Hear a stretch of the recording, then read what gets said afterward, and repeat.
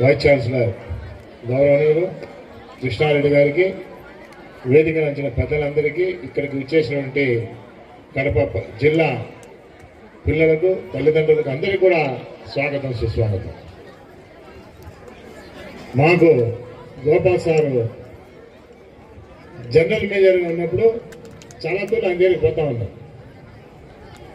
తర్వాత రిటైర్డ్ అయిపోయినాడు. రిటైర్డ్ అయిన తర్వాత శేష జీవితం మామూలుగా అందరూ కూడా సుఖంగా విశ్రాంతి తీసుకుంటూ ఉంటారు. ఒకరోజు కాలేజీకి వచ్చినాడు. సార్ మీతో పని సార్. నాతో ఏం పని సార్, మీరు రిటైర్డ్ అయిపోయినారు, పెద్దలు, నేను పిల్లోని, మీ ముందర ఎంత సార్ అన్నా. లేదు, మేము బాలోత్సవం అనే ఒక కార్యక్రమాన్ని చేస్తూ ఉంటాం, ఇది 2వ కార్యక్రమం, మీరు మాకు ఏదైనా సహాయం చేయాలని. ఏం సహాయం చేయాలంటే చేస్తాం సార్ అన్న. పిల్లలకు భోజనం పెట్టాను, అంతకన్నా భాగ్యం ఏమి సార్. ఎంతమంది వస్తారంటే 1000 నుంచి 2000 మంది సార్ అన్నారు. 10 రైస్ బ్యాగులు ఇస్తాను సార్ అన్న. సరిపోదాం, నువ్వు సరిపోకో చెప్పు సార్, నేనే ఇస్తానే ఉంటాను సార్ అన్న. అది అప్పుడు చెప్పి అడిగినా, ఎందుకు సార్ రిటైర్డ్ అయిపోయి ఈ యొక్క శక్తికి మించినటువంటి కార్యక్రమాన్ని మీద వేసుకున్నారంటే, లేదు అంతా రిటైర్డ్ అయిన పీపుల్స్ అంతా మేమంతా ఉన్నాం, ఈ కార్యక్రమం చేస్తూ ఉన్నాము.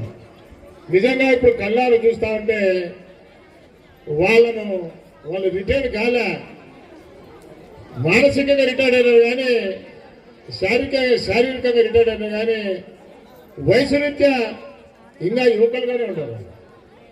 ఈ పిల్లల కన్నా యువకులుగా ఉన్నారు. ఎందుకంటే ఇది చిన్న విషయం కాదు, ఒక గురుతరమైన బాధ్యత. ఏం చిన్న పొరపాటు జరిగినా తల్లిదండ్రుల నుంచి మనకు విమర్శలు ఎదురవుతాయి.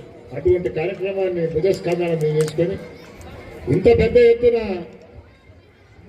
జరిపినారంటే, ఈ రిటైర్ అయిన తర్వాత వారికి ఆ దేవుడు భగవంతుడు ఆశీస్సులు ఇవ్వాలని చెప్పి సార్ ఒకటే చెప్తున్నా సార్, మీరు ఈ బాలోత్సవం నెక్స్ట్ ఇయర్ నుంచి మీరు భోజనానికి ఎవరి దగ్గరికి పోవాల్సిన పని లేదు సార్. నేను ఖచ్చితంగా ఎంతమంది వస్తే అంతమందికి భోజనం పెట్టడానికి రెడీగా ఉన్నా సార్.